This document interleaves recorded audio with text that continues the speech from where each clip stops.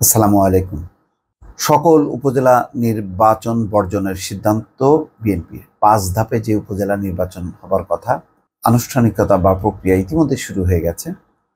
সেই সকল নির্বাচন বর্জন করছে বিএনপি। এর আগে ৭ই জানুয়ারি দ্বাদশ জাতীয় সংসদ নির্বাচনও বর্জন করেছিল বিএনপি। এর আগে নিশ্চয়ই খেয়াল করেছেন, আমি একটা ভিডিও করেছি।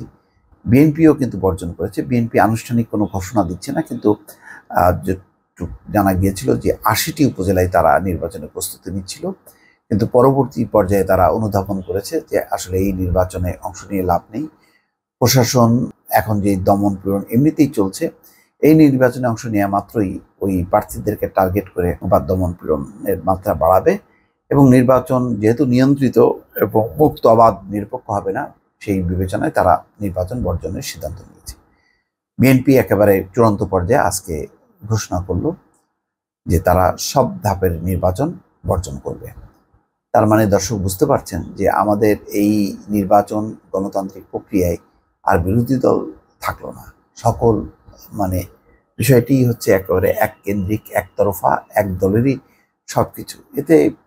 এটা কি গণতন্ত্র বলা যায় নাকি যায় না, সেটা নিয়ে রাজনৈতিক যারা বিশ্লেষক, বিশেষজ্ঞ, তারা বিবেচনা করবেন। তবে আমার কাছে মনে হয় যে এটি একেবারেই গণতান্ত্রিক শাসন ব্যবস্থার একটি উপযোগী পরিস্থিতি এখন আর নেই।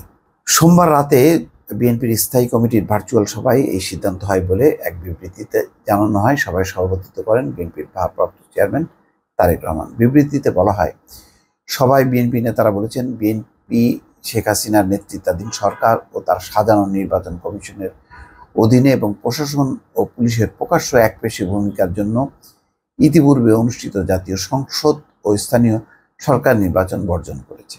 এখনও সুষ্ঠু ও শান্তিপূর্ণ নির্বাচনের পরিবেশ তৈরি হয়নি এবং বিদ্যমান যে অরাজক পরিস্থিতি আরও অবনতিশীল হওয়ায় আসন্ন উপজেলা নির্বাচনে অংশগ্রহণ না করার যৌক্তিক কারণ রয়েছে। এই সরকার ভোট, সংবিধান, ভিন্নমত প্রকাশ, বহুদলের অংশগ্রহণে নির্বাচন সহ মানুষের সহজাত অধিকারগুলোকে নির্দয় দমনের কষাঘাতে বিপর্যস্ত করেছে। আওয়ামী লীগের রাজনীতির একমাত্র ভিত্তি হচ্ছে মানুষকে ভয় দেখিয়ে ক্ষমতা ধরে রাখা।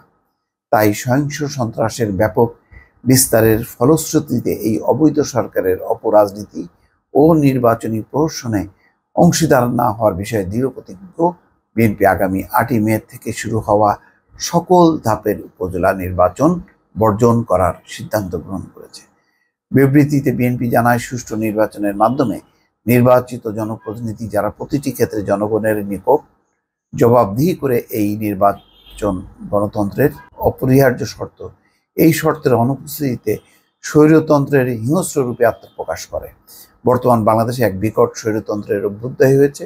আওয়ামী লীগ দখলদার শাসক গোষ্ঠী ক্ষমতাসীন হয়ে 1.5 দশক ধরে অবাধ, সুষ্ঠু ও শান্তিপূর্ণ ও সকলের অংশগ্রহণমূলক নির্বাচন বাংলাদেশ থেকে উচ্ছেদ করেছে। এদের আমলে কখনো জাতীয় ও স্থানীয় সরকার নির্বাচনই অবাধ ও সুষ্ঠু হয়নি। জনগণের ভোটের তোয়াক্কা না করেই ক্ষমতাসীন দলের মনোনীত প্রার্থীদের আজ্ঞাবাহী নির্বাচন কমিশন বিজয়ী ঘোষণা করে। দখলদার শাসক গোষ্ঠী প্রতিটি নির্বাচনের পূর্বে জনগণকে প্রতারিত করার জন্য নতুন নতুন রণকৌশল গ্রহণ করে। দর্শক, যাই হোক, এই বিবৃতির যথেষ্ট যুক্তিসঙ্গত উপাদান আছে, কিন্তু শেষ পর্যন্ত কি দাঁড়াচ্ছে, যেখানে আওয়ামী লীগ এবার নৌকা প্রতীক স্থগিত করেছিল, যে হয়তো তারা চিন্তা করেছিল যে নৌকা প্রতীক না থাকার কারণে বিএনপি সহ অন্যরাও অংশ নেবে ব্যক্তিগত পর্যায়ে, তো সেটিও এখন আর সম্ভব হচ্ছে না। তার মানে হচ্ছে জাতীয় নির্বাচনের বিএনপির বর্জনের মধ্য দিয়ে যেই অবনতিশীল পরিস্থিতি, স্থানীয় সরকার নির্বাচনের মধ্য দিয়ে তার একটা উত্তরণ ঘটার হয়তো সম্ভাবনা থাকতো যদি সব দল নির্বাচনে অংশ নিত, কিন্তু সেই সম্ভাবনাও ধূলিসাৎ হয়ে গেছে। এখন দেশবাসীকে একদলীয়, একতরফা নির্বাচনে পারস্পরিকভাবে দ্বন্দ্ব, সংঘাত, কোন্দলের মধ্য দিয়ে যে নির্বাচন, সেটি প্রত্যক্ষ করা ছাড়া আর কোনো উপায় থাকলো না। ভালো থাকবেন। আল্লাহ হাফেজ।